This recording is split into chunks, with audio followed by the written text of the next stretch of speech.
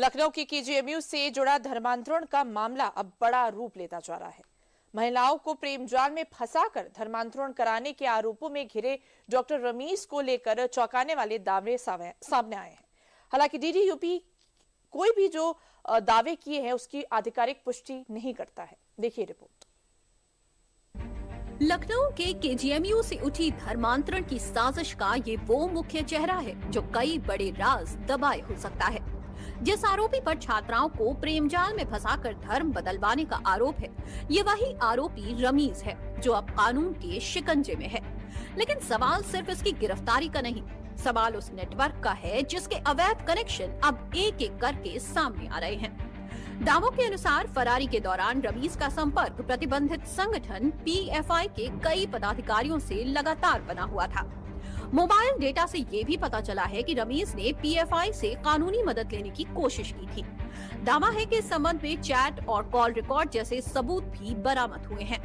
दावा है कि रमीज के पिता सलीमुद्दीन के पीएफआई से पुराने और गहरे संबंध रहे हैं। बताया तो ये भी जा रहा है कि पीएफआई के कई पदाधिकारी सलीमुद्दीन के करीबी दोस्त हैं और संगठन की ओर से सलीमुद्दीन को 2 बार सम्मानित भी किया जा चुका है। यही नहीं, केजीएमयू की तरफ से बनाई गई फैक्ट फाइंडिंग कमेटी की जांच में भी कई चौंकाने वाले खुलासे हुए हैं। दावों के मुताबिक केजीएमयू फैक्ट फाइंडिंग कमेटी की बैठक में यह सहमति बनी कि डॉक्टर रमीज गलत था। वो कई लड़कियों के संपर्क में था और लड़कियों को इमोशनल ब्लैकमेल करके धर्मांतरण कराता था। इतना ही नहीं, दावा ये भी है कि ये आरोपी रमीज दिल्ली आतंकी हमले में कथित तौर पर जुड़ी पाई गई डॉक्टर शाहीन से भी जुड़ा हुआ था। दावा है कि आरोपी रमीज दिल्ली ब्लास्ट केस में गिरफ्तार डॉक्टर शाहीन सईद के संपर्क में रहा है। दावा है कि आरोपी तकरीबन 15 लड़कियों के संपर्क में था और संदिग्ध लोगों से केजीएमयू कैंपस में मिलता था। दावा यह है कि आरोपी डॉक्टर रमीज मलिक जाकिर नाइक को अपना आदर्श मानता था। इस मामले में जांच जैसे जैसे आगे बढ़ रही है, वैसे वैसे कहानी सिर्फ केजीएमयू तक सीमित नहीं दिखाई दे रही। रमीज के मोबाइल, उसके संपर्क और फंडिंग के सुराग अब एक बड़े और संगठित नेटवर्क की तरफ इशारा कर रहे हैं। धर्मांतरण की ये साजिश कथित तौर पर भावनात्मक शोषण, पहचान छुपाने और दबाव के सहारे चलाई जा रही थी।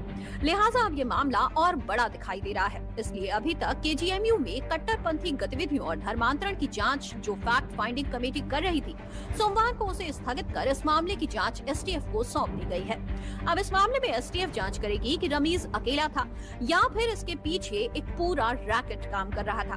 केजीएमयू की कुलपति प्रोफेसर सोनिया नित्यानंद ने सीएम योगी से मुलाकात के बाद इससे जुड़ी जानकारी साझा की है। अगर मानिए यहाँ पे कोई एक नेक्सस है, अगर है, तो वो लार्ज स्केल पे होगा, क्योंकि ये रेड फोर्ट से तो देखिए कितनी चीजें सामने आई हैं। तो वो एसटीएफ के दौरान, एसटीएफ इंक्वायरी के दौरान इसको सामने ले आएंगे और एक्शन लेंगे। और ऑलरेडी उन्होंने रमीज की इंक्वायरी तो शुरू ही हो गई है, उन्होंने पूरा मुझे डिटेल में बताया।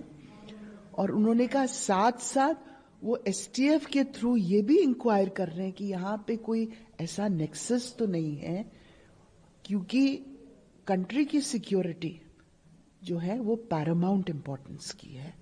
तो वो एसटीएफ के दौरान अगर ऐसी कोई है नेक्सस, तो उसको उन्होंने अश्योर करा कि वो अनकवर कर लेंगे। एसटीएफ के अंडर में इसकी जांच आने के बाद आशंका है कि कई और डॉक्टर बेनकाब हो सकते हैं। यही कारण है कि इस वक्त कैंपस के अंदर अलग सा माहौल दिख रहा है और एसटीएफ को ये जांच सौंपने का आदेश खुद मुख्यमंत्री की तरफ से भी दिया गया है, जो इसकी गंभीरता दिखाता है। लिहाजा अब इसके पीछे का कनेक्शन उजागर हो सकता है। हालांकि दावा अब ये भी किया जा रहा है कि आरोपी रमीज का जो पिता है, रमीज उसी की राह पर चलते हुए धर्मांतरण मिशन पर था। दावों के मुताबिक जांच में सामने आया है कि आरोपी रमीज का पिता सलीमुद्दीन लंबे समय से धर्मांतरण की गतिविधियों में सक्रिय रहा है। दावा है कि उसने जम्मू कश्मीर, पंजाब, उत्तराखंड और यूपी में हिंदू लड़कियों को प्रेम जाल में फंसाया और बाद में उनका धर्मांतरण कर निकाह कराया। दावों के मुताबिक सलीमुद्दीन ने 4 अलग अलग राज्यों में 4 निकाह किए हैं। उसकी चारों पत्नियां हिंदू थीं, जिनका जबरन धर्म परिवर्तन कराया गया और उनको मुस्लिम बनने पर मजबूर किया गया। आरोप है कि सलीमुद्दीन ने अपने बेटे डॉक्टर रमीज को भी इस नेटवर्क के लिए प्रेरित किया और धर्मांतरण से जुड़े टारगेट दिए।